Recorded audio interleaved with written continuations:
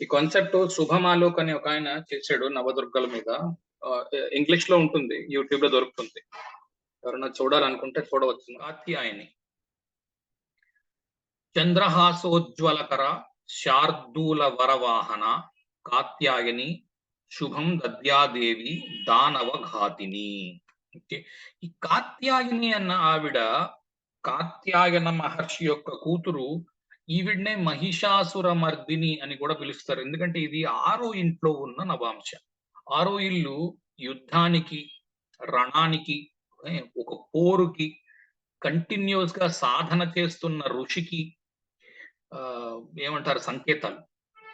కనుక ఈవిడ ఇప్పుడు ఏ స్టేజ్ లో ఉంది అంటే, ఈవిడ శత్రువులతో పోరాడుతున్నది. చంద్రహాసోజ్వలకర శార్దూల వరవాహన కాత్యాయని శుభం దద్యాదేవి దానవఘాతిని. ఈవిడ దానవఘాతిని. దానవ అంటే రాక్షసుడు, ఘాతిని అంటే చంపుతోంది. మహిషాసుర మర్దినిగా అవతారము ఎత్తిన కాత్యాయని దేవి. ఈవిడ చాలా చాలా కోపంగా ఉంది. ఓకే. ఈవిడ సింహం మీద కూర్చొని చాలా కోపంగా వస్తోంది. సో ఇది మనకి ఏం చూపెడుతుంది అంటే, ఏదైనా సాధించాలి అన్నవాడు, అంటే కోపము అంటే సీరియస్ గా ఉంది అని.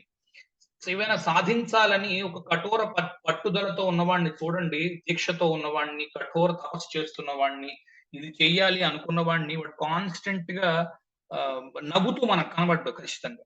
ఎప్పుడు ఆ లక్ష్యం మీదే, ఆ గురి మీదే ఉన్నవాడు, ఆ సీరియస్ గా ఉన్నవాడు నవ్వుతూ కనిపించకపోవచ్చును. రెండోది కాన్స్టెంట్ గా పని చేస్తూ ఉండవచ్చును. ఓకే.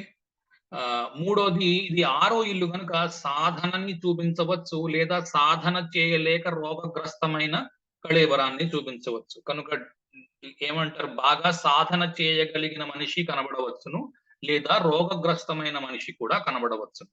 మనం దీన్ని జాగ్రత్తగా చూసుకొని లగ్నాన్ని బట్టి వాడుకోవలసి ఉంటుంది. ఓకే.